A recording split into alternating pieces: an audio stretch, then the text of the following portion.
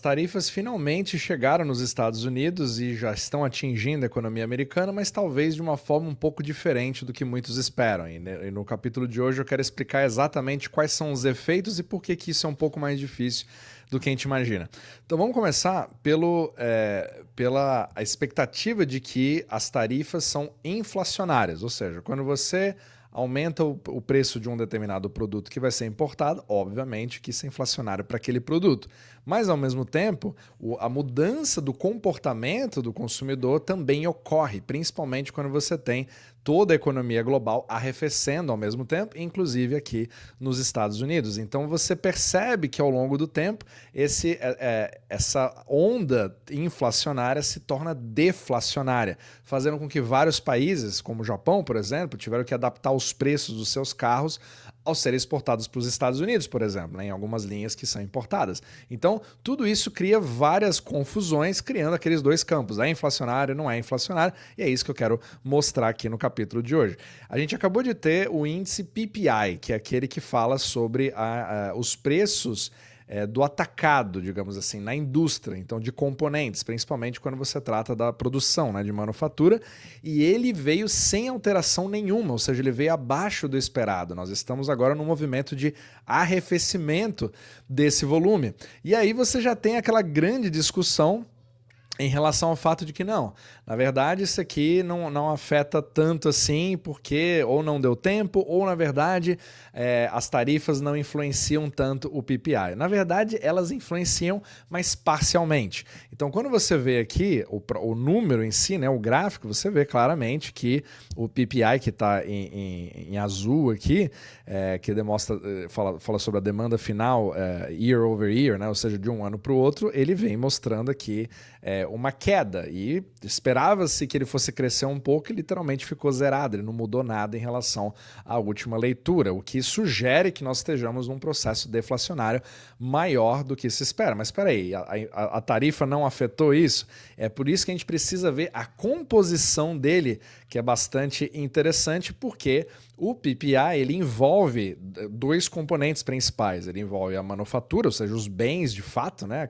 As peças, componentes que são montados aqui nos Estados Unidos, e também envolve serviços. E essa é a maior parte do que se faz nos Estados Unidos. Afinal de contas, os Estados Unidos perderam muita indústria para o resto do mundo, justamente por conta da configuração do sistema euro-dólar. Ele precisa de déficits comerciais, da balança comercial, para mandar dólares para fora dos Estados Unidos, e fez com que os Estados Unidos, dentro de todo esse sistema euro-dólar, se especializasse mais em serviços financeiros, advocacia, seguros e medicina, entre outros, e acabou deixando um pouco da manufatura de lado. Então, no PPI, o que acabou puxando mais para baixo, por incrível que pareça, foram os serviços.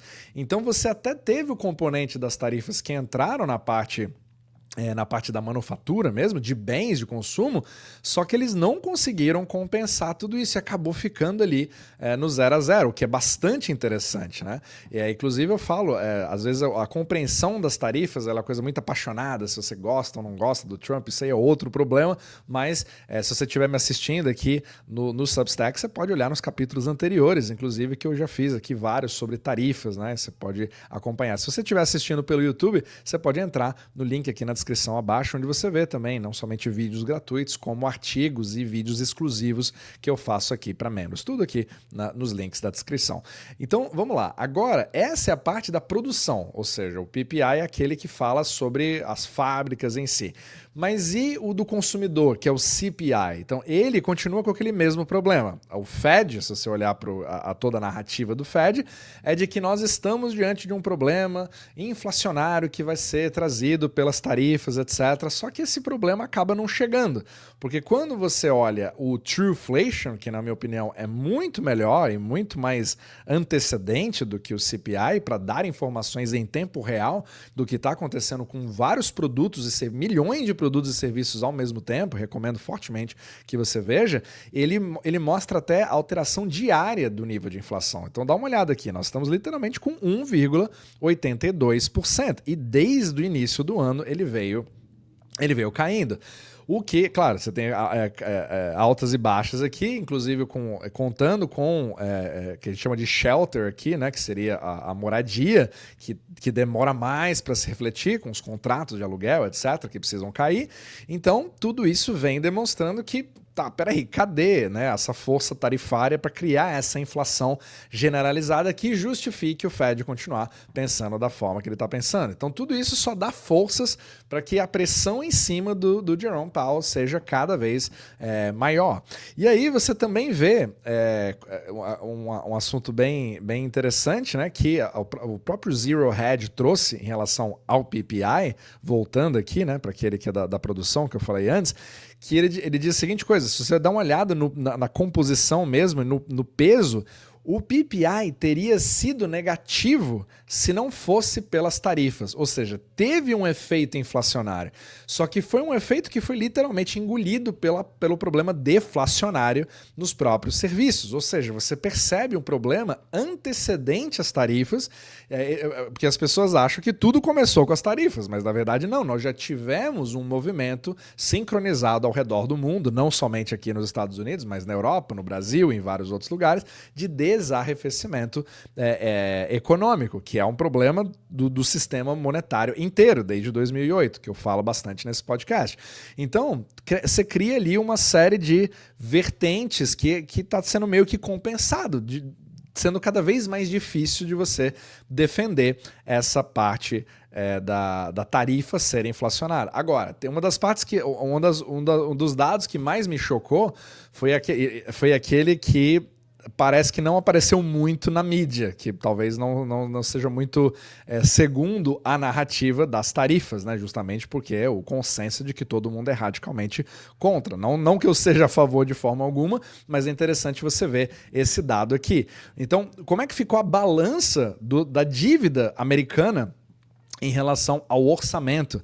Então aqui ele demonstrou que no comparativo de junho, sempre no mês de junho, pela primeira vez desde 2017, o orçamento dos Estados Unidos ficou em superávit e não em déficit. Então não teve um déficit fiscal, ele teve um superávit fiscal, só que isso veio por um crescimento de mais de 300% em relação às próprias tarifas. Então aqui você vê claramente, né, que ele saiu de junho de 2024, onde tinha 71,5 bilhões de dólares em déficit fiscal, e junho de 2025, 26 bilhões de superávit. Agora, quem entende da parte de mecânica monetária, que eu adoro falar aqui, isso é como se fosse arrecadação de impostos, certo? E isso, na verdade, é deflacionário, porque ele é uma destruição de dinheiro. O governo não usa esse dinheiro para pagar coisas do governo, isso é simplesmente, né, uma repatriação de capital para o TGA, que é a conta do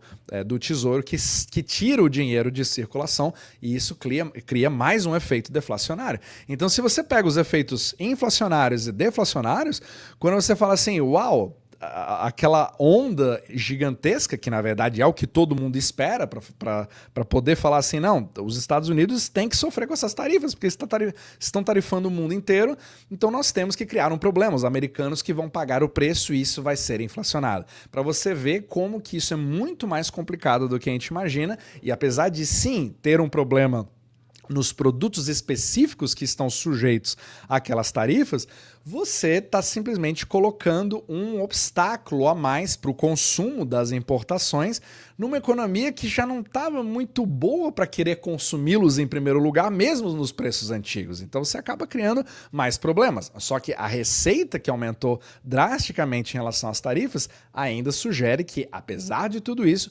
ainda houve um certo consumo e que permitiu trazer uma quantidade significativa de dólares para poder cobrir esse rombo ali do déficit, né, que não chega nem aos pés, porque os Estados Unidos estão gastando cada vez mais, só que muito interessante você ver aparecer esse superávit. Agora, vai durar para sempre? As tarifas geralmente costumam ser uma coisa temporária, né, que depois de um tempo ou você tira, não sei se vai ser permanente, tudo resta saber quais são as negociações que estão acontecendo, tudo isso pode mudar, pode ser que você tenha aquela subida e depois ele despenque, nós voltemos a um déficit, provavelmente é o que vai acontecer, mas é muito interessante a gente ver que as coisas não são exatamente como a gente imagina, e apesar de tudo isso, a inflação continua arrefecendo, e você não vê ali sinais de uma recuperação que seja inflacionária para continuar a justificar que o Fed não faça nada. E o pior de tudo é que mesmo que o Fed corte ou faça o que o Trump quer, isso não vai ajudar em absolutamente nada a fazer nenhum tipo de estímulo, a não ser psicológico, e fazer os mercados subirem. Só que o mais interessante é que os mercados já estão subindo. Então, se você quer argumentar, você quer estimular mais o quê? Se nós já estamos nas altas históricas da SP500, do Bitcoin, de tudo quanto é mercado. Então, muito interessante ver a cena dos próximos capítulos, mas com certeza não é uma coisa simples de dizer que é inflacionário, e está sendo principalmente nesse exato momento, até então, deflacionário.